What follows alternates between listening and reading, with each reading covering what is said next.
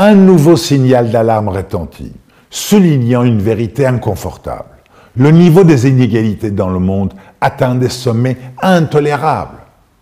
Un rapport percutant, commandé par la présidence sud-africaine du G20, nous met en garde contre les conséquences dévastatrices de ces disparités abyssales.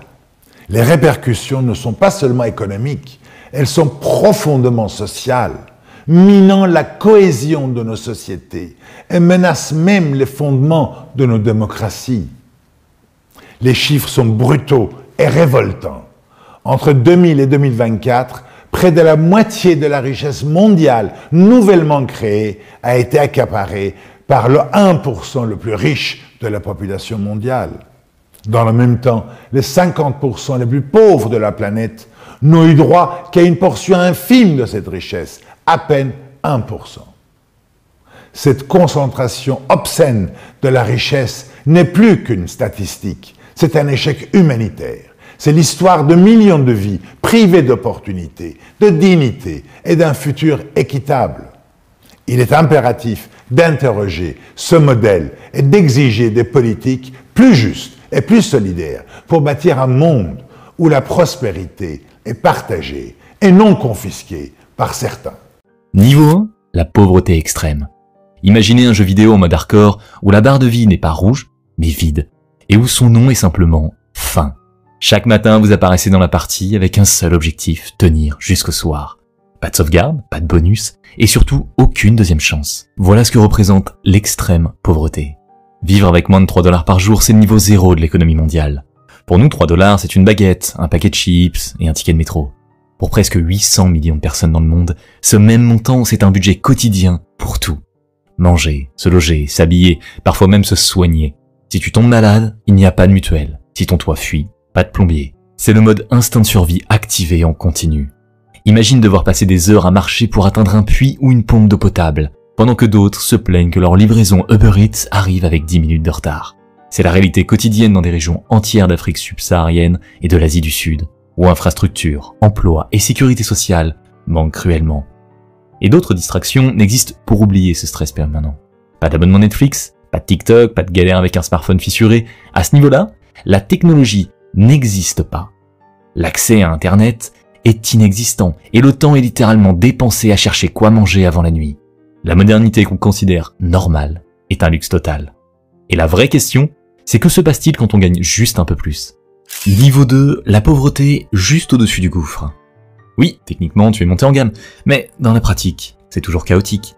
Ici, on vit avec entre 3 et environ 6,85 $ par jour selon le pays. Dit comme ça sonne comme un petit pas en avant. Concrètement, ce palier, c'est celui de millions de familles en Asie du Sud, dans les campagnes de l'Inde ou du Bangladesh, mais aussi dans certains coins d'Europe rurale de l'Est. Tu vis avec presque rien, mais quand même assez pour ne pas mourir de faim demain. Avec ce budget, on peut manger plus régulièrement qu'au niveau précédent. Le repas du soir n'est plus systématiquement un point d'interrogation, même si ça reste basique. Beaucoup de riz, quelques légumes et rarement de la viande. Mais l'illusion de stabilité s'effondre dès qu'un obstacle surgit. Une grippe qui t'empêche de travailler 3 jours, retour immédiat en chute libre. Un emploi saisonnier qui s'arrête trop vite, même combat. Socialement, être ici, c'est un peu comme utiliser un Nokia 3310 en 2025. Techniquement, ton téléphone marche et il ne lâchera jamais. Tu peux appeler, tu peux envoyer des SMS, mais autour de toi, tout le monde vit avec des applis, des vidéos, des stories. Toi, tu restes coincé à Snake en noir et blanc. Pareil pour le portefeuille, suffisant pour survivre, insuffisant pour appartenir au rythme collectif. Tu fais partie de la société, mais comme une version bridée, presque hors jeu. 1 milliard de personnes sur la planète vivent exactement dans ce couloir serré, vulnérables à la moindre crise sanitaire ou flambée de prix. Mais que se passe-t-il quand on atteint la vie modeste des travailleurs pauvres? Niveau 3, la classe moyenne inférieure. Pensez à cet abonnement Netflix que vous partagez à 4, avec peut-être un cousin qui squatte aussi le compte sans jamais payer. Techniquement, vous y avez accès, mais ce n'est pas vraiment la liberté. Voilà un peu la vie des travailleurs pauvres et de ceux qu'on appelle la classe populaire inférieure. Rien n'est totalement inaccessible, mais presque tout demande des calculs, des coups de chance ou un sacrifice ailleurs. Ces personnes travaillent, et souvent beaucoup, mais leurs revenus restent bas, leur contrat précaire et la stabilité tient sur un fil. Beaucoup occupent des postes dans la restauration, la logistique, l'entretien, ou des boulots à temps partiel qui changent au gré des saisons. Le problème, c'est que malgré leur effort, ils vivent toujours avec la peur du chômage, d'une facture énergétique qui grimpe brutalement ou de l'inflation qui avale leur budget. La sécurité de l'emploi n'est pas une réalité, c'est un vœu pieux. Prenons un exemple très concret. Il faut choisir entre payer la facture d'électricité ou remplir correctement le caddie au supermarché. Les deux options sont nécessaires, mais la trésorerie ne permet pas toujours de tout couvrir. Ajoutez à cela une hausse soudaine du prix du gaz ou un loyer qui augmente légèrement, et le quotidien devient une suite de calculs pour survivre dignement. Ce paradoxe touche énormément de monde. En 2023, plus de 21% des Européens étaient exposés au risque de pauvreté ou d'exclusion sociale. Et psychologiquement, c'est lourd. Tu n'es pas affamé, mais tu regardes toujours au-dessus. Tu compares ta vie avec celles qui paraissent plus confortables, et tu ressens une honte sociale presque permanente. Oui, tu t'en sors, mais pas assez bien. À ce niveau, il y a tout de même une petite respiration, on peut s'accorder une bière au bar avec des amis, un repas de fast-food ou une paire de baskets neuves, mais rarement plus. Oubliez le week-end à Barcelone ou le city trip à Londres. Ce genre de projet reste hors budget. Il existe quelques distractions, mais aucun vrai luxe durable. C'est une existence où le calcul mental des dépenses devient un sport quotidien.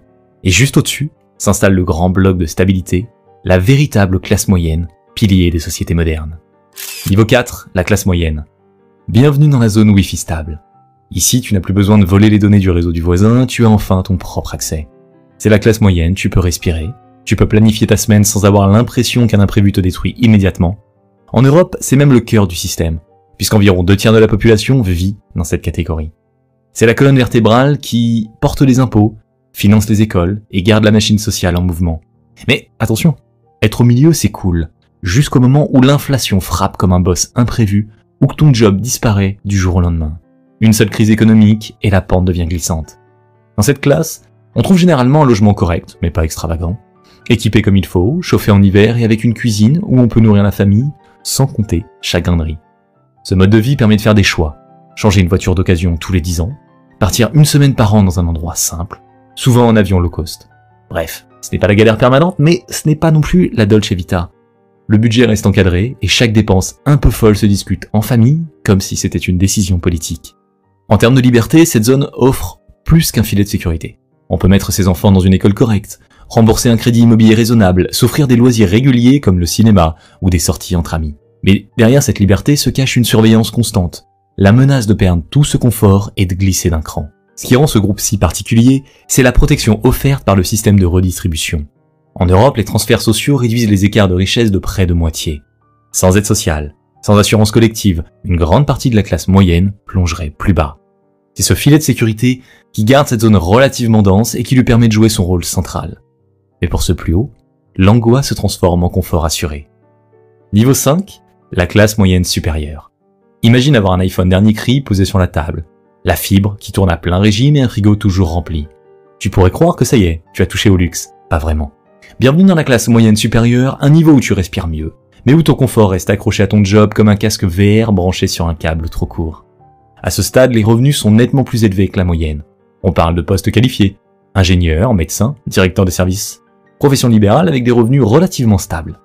Ce n'est plus la sueur pour payer chaque facture, et ton salaire couvre largement tes besoins de base. Tu peux louer ou acheter un bel appartement, avoir une voiture récente qui ne te lâche pas à chaque démarrage, et même épargner un peu. L'autonomie au travail compte aussi. Ton patron ne surveille pas chaque geste, tu décides de ton emploi du temps, mais ce statut reste largement lié au salaire, et non à la détention d'actifs ou de capital. Leur confort repose donc sur la régularité du revenu. C'est une vie où les avantages sont concrets. Tu as Netflix Premium, tu voyages 1 ou 2 fois par an, tu changes ton iPhone sans te ruiner, tu invites des amis au restaurant et tu ne passes pas 3 jours à calculer le prix de l'addition. Mais attention, pas de jet privé, pas de villa perchée avec vue sur la Méditerranée. Ton confort reste premium grand public, pas élite mondiale. Les chercheurs montrent que ce groupe est essentiel en Europe. C'est une catégorie qui fait tourner l'économie, qui paie beaucoup d'impôts et qui soutient massivement le système social. Pourtant, elle reste fragile. La faille, c'est qu'une crise financière, un licenciement ou une longue maladie, et ce château de confort peut s'effondrer bien plus vite qu'on ne le croit. Et mentalement, c'est là que ça devient intéressant. Tu gagnes bien ta vie, tu en profites, mais tu commences à regarder vers le haut. Ton voisin qui gagne 2 fois plus que toi devient ton nouveau point de comparaison. Mélange bizarre, fierté d'y être arrivé et petit doute permanent. Suis-je riche ou juste confortable ? Prenons l'exemple des cadres supérieurs en France, capables de mettre leurs enfants dans de bonnes écoles privées, mais toujours coincés dans un crédit immobilier qui avale la moitié de leur salaire. Bref, ce niveau te donne du confort réel, mais pas une autonomie totale. Et juste après, on entre enfin dans ce que beaucoup appellent la richesse classique. Niveau 6, les aisés. Ici c'est un peu comme scroller sur Pinterest. Les cuisines immaculées, les jardins parfaitement agencés, la maison spacieuse avec grande baie vitrée. Rien d'extravagant au point d'avoir un héliport dans le jardin, mais assez pour que tout ait l'air bien rangé et confortable. Bienvenue dans le monde des affluents, ceux qui vivent avec un niveau de confort considéré comme haut de gamme standard. Ici, les dépenses essentielles ne sont plus un stress permanent. Les factures d'électricité, de gaz, d'internet, tout cela est déjà inclus dans la routine budgétaire. Partir en vacances n'est plus un événement rare qu'il faut préparer comme un mariage. C'est tout simplement prévu chaque année. Un séjour d'une semaine en Asie ou en Amérique du Nord fait partie du programme, pas du rêve. La résidence principale, souvent spacieuse et bien située, donne cette impression d'avoir enfin réussi. Ce groupe est souvent composé de professions libérales, de cadres supérieurs ou d'indépendants qui ont réussi à bâtir une clientèle stable. Et là, la différence est énorme. Ce n'est plus seulement consommer, c'est investir. On immobilise un capital dans l'immobilier locatif, on place dans des fonds, on prépare déjà les études privées des enfants comme on réserve un billet de concert. Une flambée de prix ou une crise ponctuelle n'ébranle pas complètement ce groupe. Un licenciement reste pénible, mais il y a des économies pour tenir plusieurs mois, voire une année, sans sombrer dans la galère. Mais juste au-dessus, on entre dans le monde de ceux qui pèsent lourd. Niveau 7, les très aisés. Là, posséder un loft avec grande baie vitrée à Berlin, Paris ou Madrid n'est pas une fantaisie Pinterest que l'on épingle sur un tableau rêve futur. C'est tout simplement la norme. Les très aisés ou ultra influents évoluent dans une réalité où revenus élevés et patrimoine conséquent se combinent pour offrir plusieurs résidences, un portefeuille d'investissement solide et un quotidien détaché des préoccupations, même des classes supérieures classiques. Ici, la richesse n'est pas seulement une question de salaire mensuel, elle repose avant tout sur les actifs, immobiliers dans plusieurs villes, actions, entreprises familiales ou start-up dans lesquelles ils injectent leur argent. Ce n'est plus l'argent qu'ils gagnent chaque mois qui compte, mais celui qu'ils font travailler. La différence avec le reste du classement devient flagrante. À ce stade, ce n'est plus combien je gagne, mais qu'est-ce que je possède. Concrètement, cela donne une vie où des vacances plusieurs fois par an, en dehors d'Europe, sont parfaitement normales. On parle de séjours aux Caraïbes, de circuits en Asie, de safaris organisés en Afrique. Le tout accompagné d'une voiture premium, flambant neuve, garée devant chez soi. Le choix devient total. École privée de haut niveau, soins de santé sans file d'attente, logements multiples, facilités bancaires. Voilà l'ironie. Plus tu montes, plus tu crois manquer. Le haut de la pyramide commence à créer l'illusion du vide juste avant le franchissement symbolique vers le statut de millionnaire. Niveau 8, les millionnaires. C'est le moment où vous entrez dans votre agence bancaire et soudain le conseiller n'a plus l'air blasé. Il se lève, vous serre la main, propose un café Nespresso bien mousseux et détail croustillant. Il enchaîne directement en anglais. Pas parce qu'il n'a pas confiance en son français, mais parce qu'à partir d'un million d'actifs financiers, l'étiquette change. On parle de HNWI, Height Net Worth Individual. Un joli sigle qui signifie surtout que votre argent a officiellement atteint le quota pour se gérer tout seul. 1 million d'actifs n'est pas simplement 1 million sur un compte courant. C'est surtout un mélange d'immobilier bien placé, de portefeuilles boursiers et parfois de parts dans des entreprises. Ce n'est pas un pack mystère, c'est une organisation méthodique qui fait tourner la machine à richesse comme une horloge suisse. L'argent n'est plus seulement gagné au travail, il est produit par le patrimoine. Concrètement, on parle de gens qui possèdent souvent une résidence principale confortable, mais aussi une maison secondaire, parfois au bord de la mer. Leur carnet de contact gonfle au passage. Dîner, club privé, réseau professionnel, où l'invitation n'arrive pas par hasard. Ici, la dette n'est plus comme une charge écrasante. Elle est utilisée comme un levier, un outil stratégique et non une épée suspendue au-dessus de la tête. Le quotidien diffère radicalement. Les choix de scolarité des enfants ne sont pas limités par le budget. Les investissements sont diversifiés et même s'ils décidaient d'arrêter de travailler demain, leur capital continuerait à générer des revenus réguliers. Leur liberté vient précisément de là. Ils ne dépendent plus d'un emploi, ils peuvent littéralement l'acheter si nécessaire. Mais quand on multiplie ce patrimoine par 5 ou 10, on quitte encore une fois cette zone et on atteint un autre monde. Niveau 9, les multimillionnaires. Quand votre plus grosse question du mois n'est plus comment payer le loyer, mais dans quelle villa engager du personnel supplémentaire, vous êtes officiellement multimillionnaire. On appelle ça VHNWI, les petits sigles pour Very High Net Worth. En clair, on parle de plusieurs millions de patrimoine. Parfois 10, 20, 30 qui tournent. Ce n'est plus un simple chiffre sur un compte, c'est un écosystème complet de maisons, d'actions, de terrains, d'entreprises familiales. À ce niveau, l'argent cesse d'être une limite et devient une contrainte d'organisation. Un multimillionnaire ne pense pas en termes de « dois-je acheter ça ?», mais plutôt « où vais-je mettre ce nouvel actif ?» Résultat, ces fortunes façonnent même les économies locales. Dans certaines grandes villes européennes, ce sont ceux qui font exploser la valeur des quartiers, transforment d'anciennes rues calmes en zones ultra exclusives où vivre devient inaccessible pour le reste des habitants. En investissant massivement, ils déplacent littéralement les lignes du marché. Leur quotidien a peu à voir avec le simple confort. Prenons un exemple concret, le jet privé.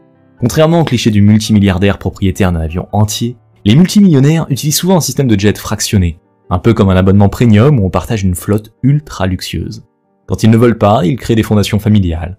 Ce n'est pas seulement de la charité, mais un outil pour transmettre financièrement des projets, afficher une influence culturelle et même orienter certains débats publics.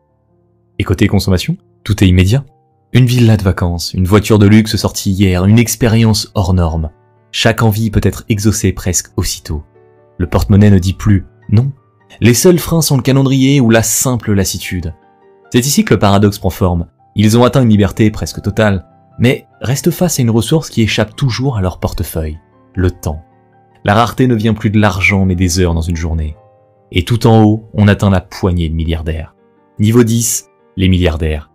Ici, on ne choisit pas seulement une nouvelle voiture ou la marque d'un costume. On décide aussi quelle loi influencer, quel projet industriel lancer et parfois quelles règles financières redessiner.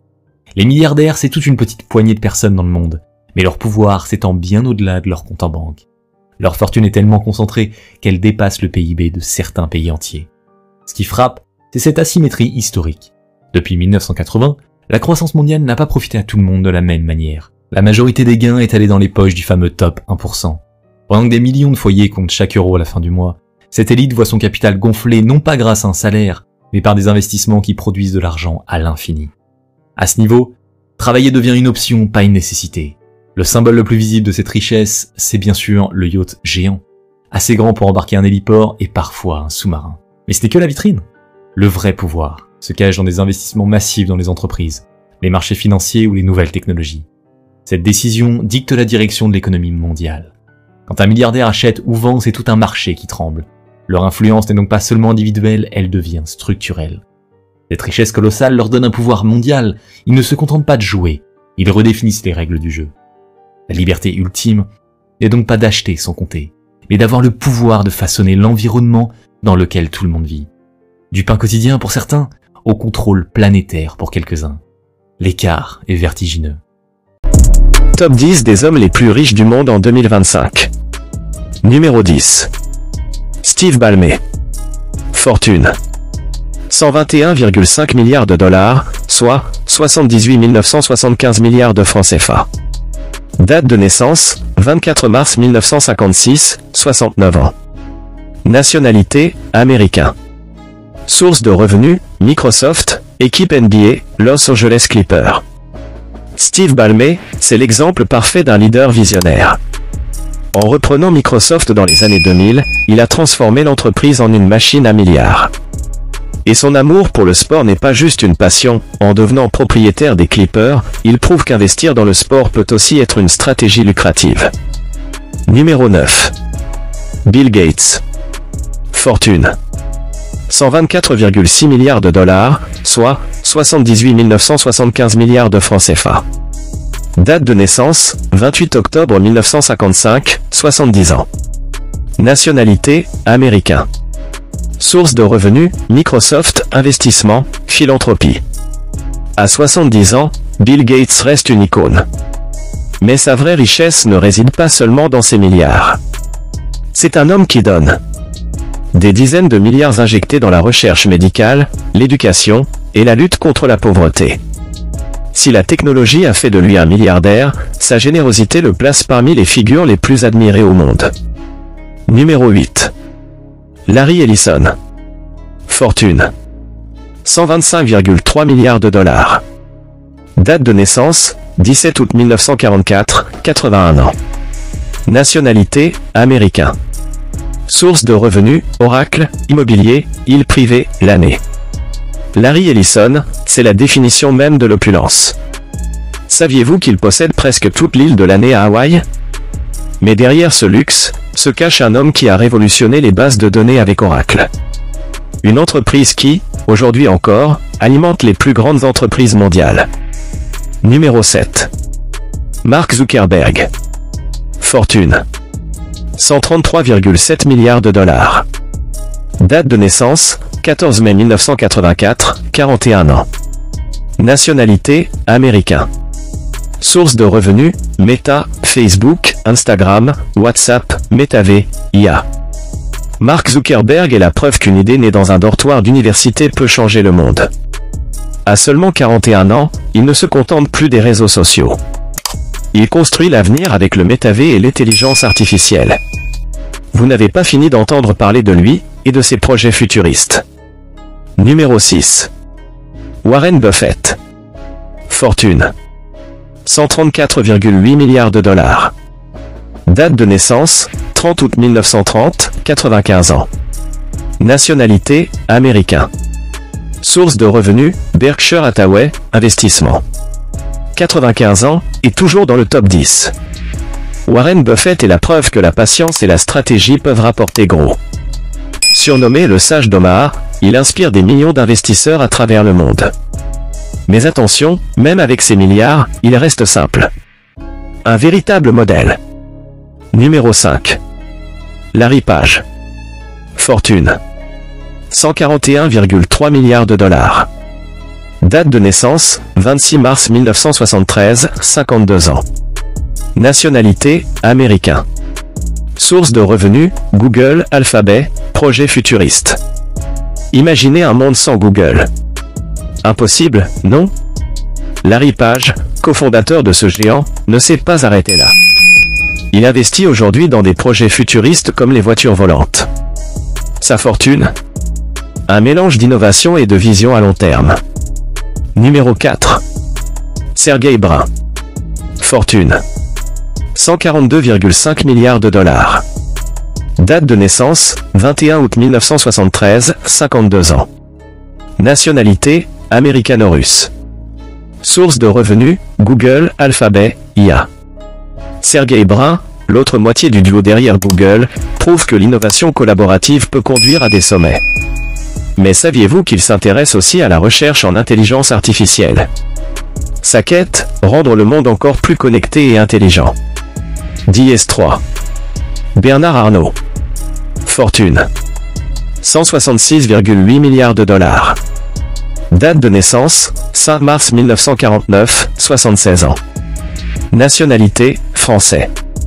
Source de revenus, groupe LVMH, Louis Vuitton, Dior, Sephora.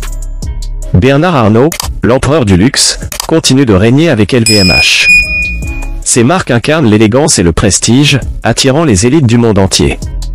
Mais ce n'est pas juste un businessman, c'est un artiste qui transforme chaque marque en une œuvre d'art. Numéro 2. Jeff Bezos. Fortune. 192,6 milliards de dollars. Date de naissance, 12 janvier 1964, 61 ans. Nationalité, américain. Source de revenus, Amazon, Blue Origin, investissement. Jeff Bezos, c'est l'homme qui a révolutionné notre manière de consommer. Mais saviez-vous qu'il ne regarde plus seulement vers la Terre? Avec Blue Origin, il vise les étoiles. Sa fortune est une preuve que le ciel n'est jamais la limite. Numéro 1. Elon Musk. Fortune. 241,2 milliards de dollars. Date de naissance, 28 juin 1971, 54 ans. Nationalité, sud-africain-américain. Source de revenus, Tesla, SpaceX, Neuralink. Elon Musk, le génie controversé, reste indétrônable. Tesla a révolutionné l'automobile, SpaceX a redéfini l'exploration spatiale, et Neuralink promet de fusionner l'humain et la machine. Avec une fortune de 241 milliards de dollars, Musk est la définition même de l'innovation sans limite. Ces hommes ne sont pas simplement riches, ils façonnent notre monde et notre futur.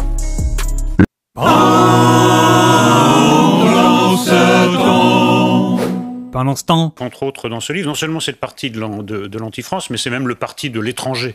C'est-à-dire que maintenant, Jean-Luc Mélenchon ne s'adresse pas à l'ensemble du public français, à l'ensemble de l'électorat français, à l'ensemble du peuple français, mais à certaines sections, en particulier les musulmans et les Français issus de l'immigration. Plus essentiellement, c'est un programme révolutionnaire. Le programme révolutionnaire, comme souvent, c'est un programme de table rase. Il faut en finir avec la France d'avant. Mais il le dit, il n'y a plus de France. Il a quand même dit cette phrase qui devrait solder notre débat. Le problème de la France, ce sont les Français de souche. Il faut quand même avoir prononcé cette phrase, quand même, faut l'avoir en tête. En effet, la créolisation est notre avenir. Il n'y a plus de langue française non plus. Il y a une langue commune. Enfin, en plus, si on veut parler de l'identité française, en effet, l'antisémitisme, puisque les Juifs font partie de l'identité française, l'antisémitisme est aussi une agression contre la France. Moi, je n'ai aucun problème à dire que c'est le parti de l'étranger. Et d'ailleurs, bon, la tête de gondole est Madame Rima Hassan, dont on a peine à croire qu'elle soit une députée française. On a plutôt l'impression qu'elle a été élue à Gaza. Vous l'interrogez sur Fessenheim, elle n'a aucune idée de ce que c'est que Fessenheim. Oui, mais comme ça sonne un peu juif, bon, ça la réveille un petit peu, donc elle a quelques commentaires à faire. Mais vous l'interrogez sur l'actualité française, elle ne sait rien. Elle, ce qui l'intéresse, c'est l'étranger. Et en plus, le parti LFI est au service d'une idéologie profondément étrangère à la France, qui est l'islamisme. Ce sont des gens qui ont défilé le jour de la marche contre l'islamophobie avec la fine fleur de l'islamisme. 2 + 2, chez moi, ça fait 4.